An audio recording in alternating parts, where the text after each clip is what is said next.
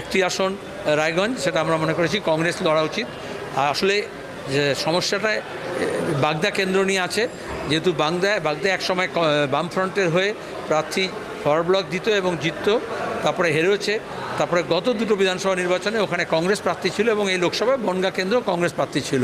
স্বাভাবিকভাবেই কংগ্রেসও মনে করেছে যে তাদের প্রার্থী হওয়া উচিত, আবার ফরওয়ার্ড ব্লকও মনে করেছে তাদের প্রার্থী হওয়া উচিত। তো আমরা বামফ্রন্ট ফরওয়ার্ড ব্লক প্রার্থী দিয়েছে। আমরা অনুরোধ করব কংগ্রেস আপাতত রায়গঞ্জটা যদি লড়ে এবং বাকি 3টে আসনে যদি বামফ্রন্টকে সমর্থন দেয়, তাহলে আমাদের এটা কন্টিনিউ হবে।